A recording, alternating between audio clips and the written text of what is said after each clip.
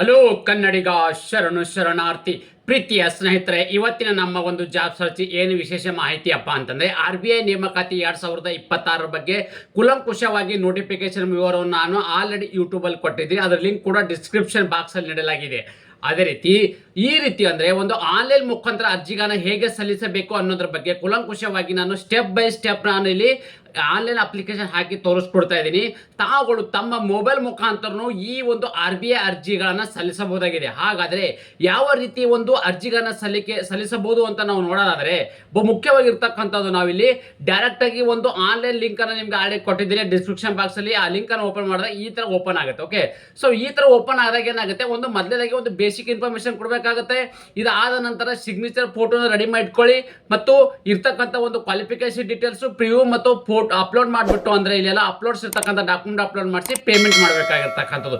Total ಆಗಿ ಇಲ್ಲಿ 6 ಸ್ಟೆಪ್ಗಳು ಇರ್ತಕ್ಕಂಥದ್ದು. ಮೊದಲನೇ ಸ್ಟೆಪ್ ಏನಪ್ಪಾ ಅಂದರೆ ಬೇಸಿಕ್ ಇನ್ಫಾರ್ಮೇಷನ್ ಅನ್ನ ಫಿಲ್ ಮಾಡಬೇಕಾಗುತ್ತೆ. ಅಂದರೆ ನಾವಿಲ್ಲಿ ಫಸ್ಟ್ ನೇಮ್ ಅಂತ ಇರ್ತದೆ, ಸೆಕೆಂಡ್ ನೇಮ್ ಅಂದರೆ ನಾವು ಅದನ್ನ ಕನ್ಫರ್ಮ್ ಮಾಡಬೇಕಾಗುತ್ತೆ.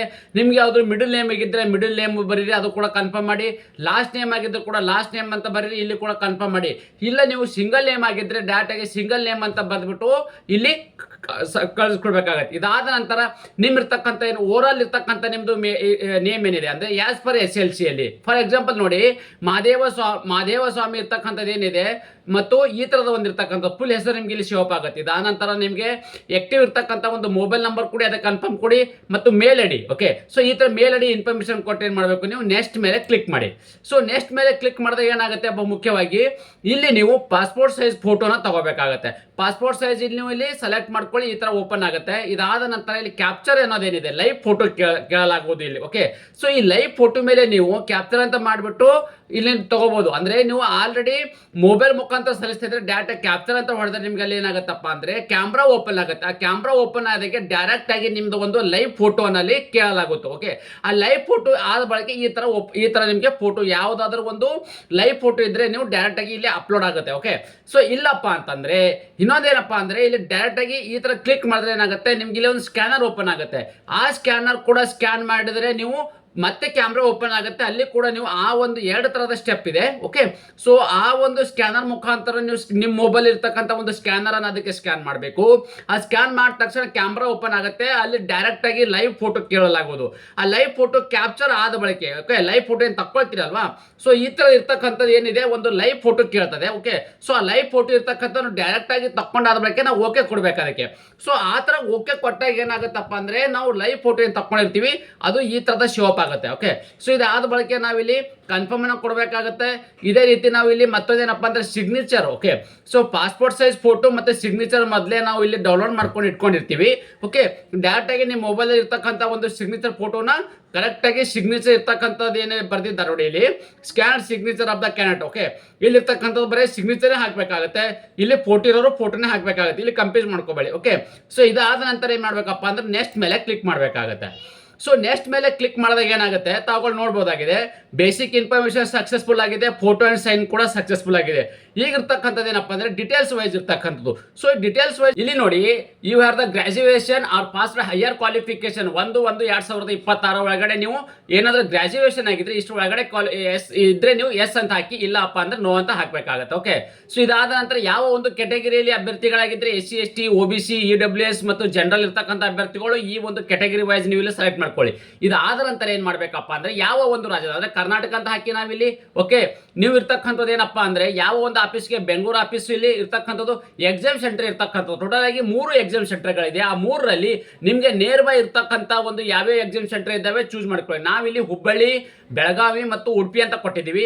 ಮತ್ತು ಕರ್ನಾಟಕದಲ್ಲೇ ಒಂದು ಎಕ್ಸಾಮ್ ಅನ್ನ ಇರ್ತಕ್ಕಂಥದ್ದು ಯಾವ ಲ್ಯಾಂಗ್ವೇಜ್ ನೀವು ಕನ್ನಡದಲ್ಲೇ ಎಕ್ಸಾಮ್ ಅನ್ನ ಬರೀಬೇಕಾಗುತ್ತೆ ಅಥವಾ ಇಂಗ್ಲಿಷ್ ಅನ್ನು ಕೊಡಲಾಗೋದು. ನಾವು ಕನ್ನಡನ ಚೂಸ್ ಮಾಡ್ಕೊಂಡಿದ್ವಿ.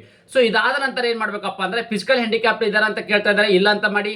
ಓಕೆ, ಸೊ ಇವೇನ್ ಡೀಟೇಲ್ಸ್ ಇದಾವೆ ಯಾವುದು ನಿಮ್ಗೆ ಅಪ್ಲಿಕೇಬಲ್ ಆಗೋದಿಲ್ಲ. ಇಲ್ಲ ಅಂತ ಬಂದಾಗ ಇದು ಆಲ್ರೆಡಿ ಬ್ಲಾಂಕ್ ಆಗಿರ್ತದೆ. ಓಕೆ, ಸೊ ಇದಾದ ನಂತರ ಏನ್ ಮಾಡ್ಬೇಕಪ್ಪ ಅಂದ್ರೆ ಈ ಒಂದು ಕೆಟಗರಿಗೆ ಡಿಸ್ಟ್ರಿಬ್ಯೂಟ್ ಇರ್ತಕ್ಕಂಥದ್ರೆ ಈ ಒಂದು ಸೆಕ್ಷನ್ ನೀವೇನಾದರೂ ಎಲಿಜಿಬಲ್ ಇದ್ದೀರಾ ಅಂತ ಕೇಳ್ತಾರೆ, ಇಲ್ಲಿ ಕೂಡ ನೋ ಅಂತ ಮಾಡಿ. ಇದು ಕೂಡ ಯಾವುದು ಎನೇಬಲ್ ಆಗಿರೋದಿಲ್ಲ. ಓಕೆ, ಸೊ ಇದಾದ ನಂತರ ಡೈರೆಕ್ಟ್ ಆಗಿ ನೀವು ಎಕ್ಸ್ ಸರ್ವಿಸ್ ಮ್ಯಾನ್ ಆಗಿದ್ರೆ ಅಂತ ಕೇಳ್ತಾರೆ, ಎಸ್ ಅಂತಿದ್ರೆ ನಿಮ್ದು ಇದ್ರು ಕೂಡ ಎಸ್ ಅಂತ ಬರ್ರಿ, ಇಲ್ಲ ಅಂದ್ರೆ ನೋ ಅಂತ ಮಾಡಿ. ಓಕೆ, ಎಸ್ ಸರ್ವಿಸ್ ಮ್ಯಾನ್ ಇರ್ತಕ್ಕಂಥ ಡಿಸೇಬಲ್ಡ್ ಆಗಿದ್ದೀರಾ ಅಂದ್ರೆ ಸರ್ವಿಸ್ ಅಲ್ಲಿ ಮಾಡ್ತಕ್ಕಂಥ ನಿಮ್ಗೆ ಯಾವ್ದಾದ್ರು ಹ್ಯಾಂಡಿಕ್ಯಾಪ್ಟ್ ಆಗಿದ್ರೆ ಅಂತ ಕೇಳ್ತಾರೆ, ಅಂತ ಒಂದು ಕ್ಯಾಂಡಿಡೇಟ್ ಯಾರಾದರೂ ಇದ್ದಿದ್ರೆ ಎಸ್ ಅಂತ ಕೊಡಿ, ಇಲ್ಲ ಅಂದ್ರೆ ನೋ ಅಂತ ಕೊಡಿ. ಇದಾದ ನಂತರ ಏನಪ್ಪಾ ಅಂತಂದ್ರೆ you are the dependent service man ಇರ್ತಕ್ಕಂಥ ಕೇಳಿ ಯಾರಾದ್ರೂ ಆಗಿದಾರ ನಮ್ಮ ಮನೆಯಲ್ಲಿ ಅಥವಾ ನಮ್ಮ ಇದ್ರ ಫ್ಯಾಮಿಲಿಯಲ್ಲಿ ಅಂದ್ರೆ ಕೂಡ ಎಸ್ ಅಂತಿದ್ರೆ ಎಸ್ ಅಂತ ಕೊಡಿ, ಇಲ್ಲ ನೋ ಅಂತ ಕೊಡಿ. ಓಕೆ, ಸೊ ಇದು ಜನರಲ್ ಇರ್ತಕ್ಕಂಥ ಯಾವುದು ಅಪ್ಲಿಕೇಬಲ್ ಆಗೋದಿಲ್ಲ. ಇದಾದ ನಂತರ ನೋಡಿ ಇಲ್ಲಿ ಮ್ಯಾರಿಡ್ ಅನ್ಮ್ಯಾರಿಡ್ ಅಂತ ಇರ್ತಕ್ಕಂಥದ್ದು ಏನಪ್ಪಾ ಅಂದ್ರೆ ಯಾವ್ದಾದ್ರು ನೀವು ವಿಧಿವೆ ಆಗಿರ್ತಕ್ಕಂಥ ಅಭ್ಯರ್ಥಿಗಳು, ಈ ತರದ ಗಂಡನ ಬಿಟ್ಟು ಬೇರೆ ಇರ್ತಕ್ಕಂಥ ಅಂತ ಒಂದು ಯಾರು ಅಭ್ಯರ್ಥಿಗಳಾಗಿದ್ರೆ ಇದು ಎಸ್ ಅಂತ ಕೊಡಿರಿ. ಇಲ್ಲ ಅಂದ್ರೆ ಎಸ್ ಅಂತ ಕೊಟ್ರೆ ಅಂತ ಅದಕ್ಕೆ ಬೇಕಾಗಿರ್ತಕ್ಕಂಥ ದಾಖಲಾತಿಗಳನ್ನು ಸಲ್ಲಿಸಬೇಕಾಗುತ್ತೆ. ನೆನಪಿಟ್ಕೊಳ್ಳಿ, ಏನು ಯಾವಂತ ಎಸ್ ಅಂತ ಕೊಡ್ತೀವಿ ಆ ಡಾಕ್ಯುಮೆಂಟ್ ಕೂಡ ನಮ್ಮಲ್ಲಿ ಇರಬೇಕಾಗತ್ತೆ. ಯಾವುದು ಇಲ್ಲಪ್ಪ ಅಂತಂದ್ರೆ ನೋ ಅಂತ ಮೆನ್ಷನ್ ಮಾಡಿ. ಇದಾದ ನಂತರ ಯು ಹ್ಯಾವ್ ದ RBI ಇರ್ತಕ್ಕಂಥದ್ದೇನೋ ಕರೆಂಟ್ ಎಂಪ್ಲಾಯ್ ಆಗಿದ್ರೆ ಅಂತ ಕೇಳ್ತಿದ್ರೆ ಇಲ್ಲ ಅಂತ ಹಾಕ್ಬೋದಾಗಿದೆ. ಅಲ್ಲಿ RBI ಎಂಪ್ಲಾಯ್ ಆಗಿ ಈಗ ನಾವು ಒಂದು ಯಾವುದೋ ಒಂದು ಇದ್ರ ಕೊಡಾಗ ರಿಸರ್ವ್ ಮಾಡಿರ್ತೀವಿ, ಮತ್ತೆ ನಾವು ಅಪ್ಲಿಕೇಶನ್ ಹಾಕಿದ್ರೆ ಎಸ್ ಅಂತ ಕೊಡಬೇಕು, ಇಲ್ಲ ಅಂದ್ರೆ ಇಲ್ಲಿ ನೋ ಅಂತ ಮೆನ್ಷನ್ ಮಾಡಬೇಕಾಗುತ್ತೆ. ಇದಾದ ನಂತರ ಏನ್ ಮಾಡ್ಬೇಕಪ್ಪ ಅಂದ್ರೆ ಆಧಾರ್ ಕಾರ್ಡ್ ಇರ್ತಕ್ಕಂಥ ವೆರಿಫಿಕೇಶನ್ ಮಾಡಬೇಕಾಗುತ್ತೆ. ನೀವು ಇಲ್ಲಿ ಎಸ್ ಅಂತ ಕೊಡಿ, ಆಧಾರ್ ನಂಬರ್ ಬಡಿ, ಪ್ಯಾನ್ ಕಾರ್ಡ್ ಇದ್ರು ಕೂಡ ನೀವು ಪ್ಯಾನ್ ಕಾರ್ಡ್ ಅನ್ನ ಇಲ್ಲಿ ಕೊಟ್ಟು ಅದನ್ನ ಆಕ್ಟಿವೇಶನ್ ಮಾಡ್ಕೋಬೇಕಾಗತ್ತೆ. ಇಲ್ಲಪ್ಪ ಅಂತಂದ್ರೆ ಆಪ್ಷನ್ ಇರ್ತಕ್ಕಂಥದ್ದು ಅದು ಆಧಾರ್ ಕಾರ್ಡ್ ಮ್ಯಾಂಡೇಟರಿ ಇದೆ, ನೀವು ಪ್ಯಾನ್ ಕಾರ್ಡ್ ಹಾಕ್ಬೋದು, ಇಲ್ಲಾಂದ್ರೆ ಬಿಡಬಹುದು. ಇದಂತರ ಇಲ್ಲಿ ಇಂಡಿಯನ್ ಅಂತ ಕೊಡಿ. ಓಕೆ, ಇಲ್ಲೇನಪ್ಪ ಅಂತಂದ್ರೆ ಯಾವ ಒಂದು ಸ್ಟೇಟ್ಗೆ ಇರ್ತಕ್ಕಂತಂದ್ರೆ ಇದಿರ್ತಕ್ಕಂಥದ್ದು ಒಂದು ಗೌರ್ಮೆಂಟ್ ಆಫ್ ಇಂಡಿಯಾ ಅಂತ ಭಾರತ ಸರ್ಕಾರದ ಹುದ್ದೆಗೆ ಇರಲಿಂದ ಕರ್ನಾಟಕ ಬಿಟ್ಟು ಬೇರೆ ಒಂದು ರಾಜ್ಯಕ್ಕೆ ಕೂಡ ಹಾಕಿದ್ರೆ ಅಲ್ಲಿ ಇರ್ತಕ್ಕಂಥ ಒಂದು ಲ್ಯಾಂಗ್ವೇಜ್ ಅನ್ನ ಕಲ್ತಿಕೊಂಡು ನೀವು ಅಲ್ಲಿಯೂ ಕೂಡ ಒಂದು ಕೆಲಸವನ್ನು ಮಾಡೋಕ್ಕೆ ನೀವು ಎಲಿಜಿಬಲ್ ಇರಬೇಕಾಗುತ್ತೆ. ಸೊ ಅದಕ್ಕಾಗಿ ಇಲ್ಲಿ ಎಸ್ ಅಂತಾನೆ ಕೊಡಬೇಕಾಗುತ್ತೆ.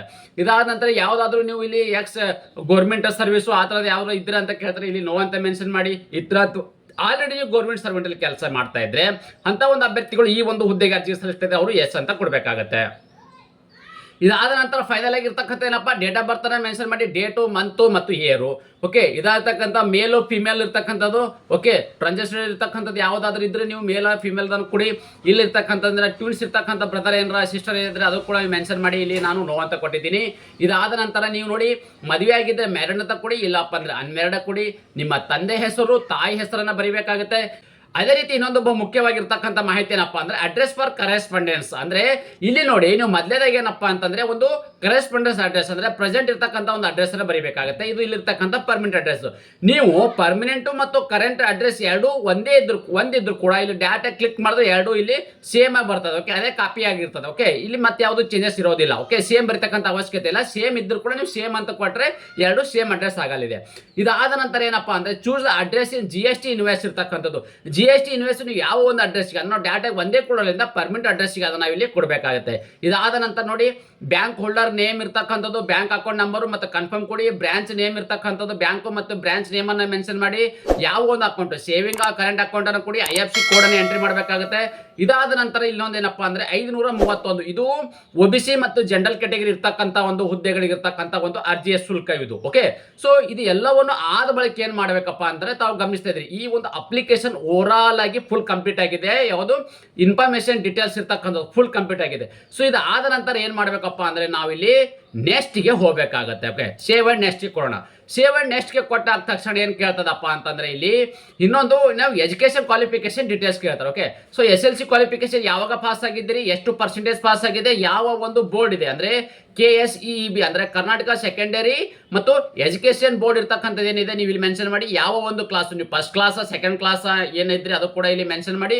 ಸೊ ಇದು ಮೆನ್ಷನ್ ಆದ ತಕ್ಷಣ ನಿಮಗೆ ಇನ್ನೊಂದು 12th ಆಗಿದ್ರೆ ನೀವೆಲ್ಲ ಇಲ್ಲಿ ಮೆನ್ಷನ್ ಮಾಡಬಹುದಾಗಿದೆ. ಇಲ್ಲ ಡೈರೆಕ್ಟ್ ಆಗಿದೆ SLC ಮೇಲೆ ಹುದ್ದೆಗಾರರಿಂದ ಡೈರೆಕ್ಟ್ ಆಗಿ ಇಲ್ಲಿ ಓಕೆ ಅಂತ ಕೊಡಬಹುದಾಗಿದೆ.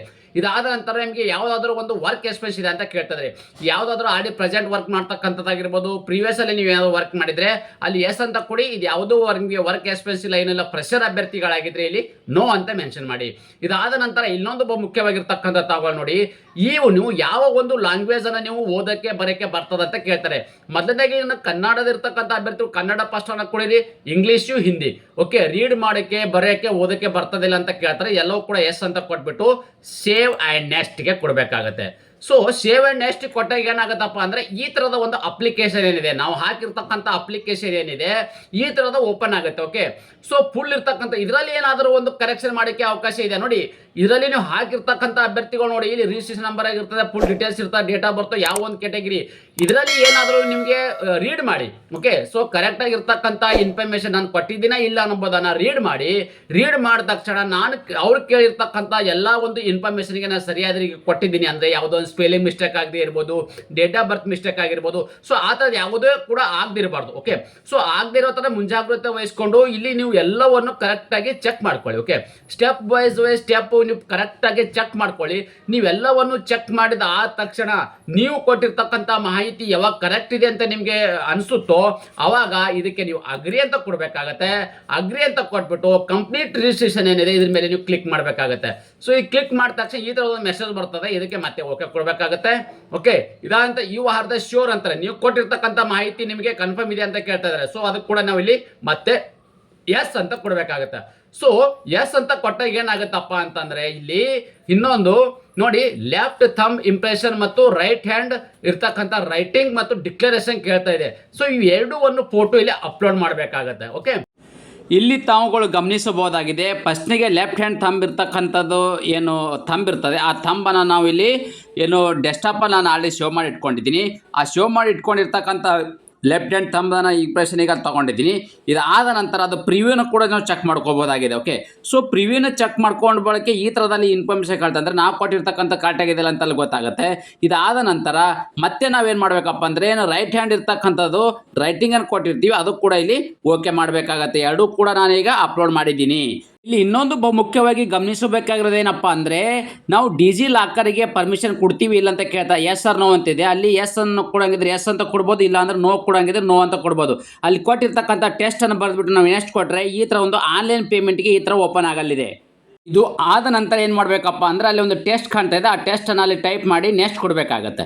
ಸೊ ನೆಕ್ಸ್ಟ್ ಕೊಟ್ಟಾಗ ಆನ್ಲೈನ್ ಏನು ಪೇಮೆಂಟ್ ಇದೆ ಆ ಪೇಮೆಂಟ್ ಪ್ರೊಸೆಸ್ ಇರ್ತದೆ. ತಾವು ಇಲ್ಲಿ ಗಮನಿಸಬಹುದಾಗಿದೆ, ಪರ್ಸನಲ್ ಇನ್ಫಾರ್ಮೇಷನ್, ಫೋಟೋ ಸೈನು ಮತ್ತು ಇರ್ತಕ್ಕಂಥ ಪ್ರಿವ್ಯೂ ಅಪ್ಲೋಡ್ ಎಲ್ಲ ಆಗಿದೆ, ಡಾಕ್ಯುಮೆಂಟ್ ಎಲ್ಲ ಅಪ್ಲೋಡ್ ಆಗಿದೆ. ಈಗ ನಾನು ಪೇಮೆಂಟ್ ಒಂದು ಪೆಂಡಿಂಗ್ ಇರೋದ್ರಿಂದ ನೆಕ್ಸ್ಟ್ಗೆ ಕೊಡ್ತಾ ಇದ್ದೀನಿ.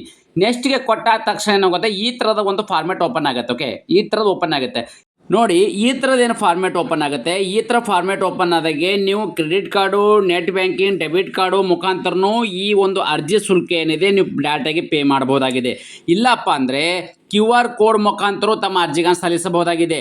ಇಲ್ಲಿ ನೋಡಿ ತಾವುಗಳು ಗಮನಿಸ್ತಾ ಇದ್ದೀರಿ, QR ಕೋಡ್ ಮೇಲೆ ನೀವು ಕ್ಲಿಕ್ ಮಾಡಿದಾಗ ಏನಾಗುತ್ತೆ, ಅಲ್ಲಿ ಬಾರ್ ಕೋಡ್ ಬರ್ತದೆ. ಆ ಬಾರ್ ಕೋಡ್ ಬಂದ ತಕ್ಷಣ ಡೈರೆಕ್ಟಾಗಿ ನೀವು ಫೋನ್ಪೇ, ಗೂಗಲ್ ಪೇ ಮುಖಾಂತರನೂ ಈ ಅರ್ಜಿ ಶುಲ್ಕವನ್ನು ಪೇಮೆಂಟನ್ನು ಮಾಡಬಹುದಾಗಿದೆ. ಫೈನಲಿ ಈ ಥರದ ಒಂದು ಓಪನ್ ಆಗುತ್ತೆ. ಇಲ್ಲ ಆದಕ್ಕೆ ನೆಕ್ಸ್ಟ್ ಏನಿದೆ ಪ್ರೊಸೆಸ್ ವಿತ್ ದ ಪೇಮೆಂಟ್ ಏನಿದೆ ಅದ್ರ ಮೇಲೆ ಕ್ಲಿಕ್ ಮಾಡಿದಾಗ ಏನಾಗುತ್ತೆ, ನಿಮಗೆ ಇಲ್ಲಿ ಬಾರ್ ಕೋಡ್ ಕಾಣ್ತದೆ, ತಾವು ಗಮನಿಸ್ತಾ ಇದ್ದೀರಿ. ಓಕೆ, UPI ಕೋಡ್ ಕೂಡ ಹಾಕ್ಬೋದು, ಇಲ್ಲಿ ಬಾರ್ ಕೋಡ್. ಸೊ ಈ ಬಾರ್ ಕೋಡ್ ಮೇಲೆ ಕ್ಲಿಕ್ ಮಾಡಿದಾಗ ಏನಾಗುತ್ತೆ, ಅಲ್ಲಿ ಒಂದು ಸ್ಕ್ಯಾನರ್ ಕಾಣ್ತದೆ. ಓಕೆ, ಸೊ ಆ ಸ್ಕ್ಯಾನರನ್ನು ನಿಮ್ಮ ಮೊಬೈಲಿಂದ ಫೋನ್ಪೇ, ಗೂಗಲ್ ಪೇ ಮುಖಾಂತರ ಆ ಸ್ಕ್ಯಾನರ್ ತೊಗೊಂಡ್ಬಿಟ್ಟು ಪೇಮೆಂಟ್ ಮಾಡಿದಾಗ ಆ ಸಕ್ಸಸ್ಫುಲ್ ಪೇಮೆಂಟ್ ಆಗುತ್ತೆ. ನೋಡಿ ತಾವುಗಳು ಇಲ್ಲಿ ಗಮನಿಸ್ತಾ ಇದ್ದೀರಿ, ನಾವೇನು ಪೇಮೆಂಟ್ ಮಾಡಿದ್ದೀವಿ ಆನ್ಲೈನ್ ಮುಖಾಂತರ, ಆನ್ಲೈನ್ ಪೇಮೆಂಟ್ ಕೂಡ ಇಲ್ಲಿ ಸಕ್ಸಸ್ಫುಲ್ ಆಗಿದೆ. ಆ ಸಕ್ಸಸ್ಫುಲ್ ಆದ ತಕ್ಷಣ ಈ ಥರದ ಒಂದು ಪೇಮೆಂಟ್ ರಿಸಿಪ್ಟ್ ಬರ್ತದೆ. ಇದನ್ನು ನಾವು ಡೈರೆಕ್ಟಾಗಿ ಪ್ರಿಂಟಿಗೆ ತಗೊಂಡು ನಾವು ಮೇಲಲ್ಲಿ ಅಥವಾ ಡೌನ್ಲೋಡ್ ಕೂಡ ಮಾಡಿಕೊಂಡು ಪ್ರಿಂಟರ್ ತಗೋಬೋದಾಗಿದೆ.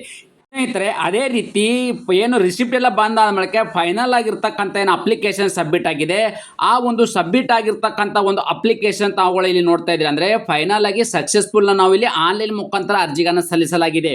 ಹಾಗಾದರೆ ಈ ಒಂದು ಅರ್ಜಿಗಳನ್ನು ನೋಡಿ ಫೈನಲ್ ಆಗಿ ತಾವುಗಳು ಗಮನಿಸ್ತಾ ಇದ್ರಿ, ಇದನ್ನ ಡೌನ್ಲೋಡ್ ಮಾಡ್ಕೊಂಡು ಇಟ್ಕೋಬೇಕಾಗತ್ತೆ. ಫೈನಲ್ ಆಗಿ ಈ ತರದ ಒಂದು ಅಪ್ಲಿಕೇಶನ್ ನಮ್ಮ ಕಡೆಯಿಂದ ಹಾಕೋ ಬಯಸುವ ಅಭ್ಯರ್ಥಿಗಳು ನಾವು ವಾಟ್ಸ್ಆಪ್ ನಂಬರ್ ಕೂಡ ಅಲ್ಲಿ ಡಿಸ್ಕ್ರಿಪ್ಷನ್ ಬಾಕ್ಸ್ ಅಲ್ಲಿ ನೀಡಿದ್ದೇನೆ. ಆ ವಾಟ್ಸ್ಆಪ್ ಮುಖಾಂತರ ಹಾಯ್ ಅಂತ ಕಮೆಂಟ್ಸ್ ಮಾಡೋ ಮೂಲಕ ನಮ್ಮನ್ನು ಸಂಪರ್ಕಿಸಬಹುದಾಗಿದೆ. ಅದೇ ರೀತಿ ನಾವು ಕೊಟ್ಟಿರ್ತಕ್ಕಂಥ ಉದ್ಯೋಗ ಮಾಹಿತಿ ನೀವು ಇಷ್ಟಪಡುತ್ತೀರಿ ಅಂತ ಭಾವಿಸುತ್ತೇನೆ.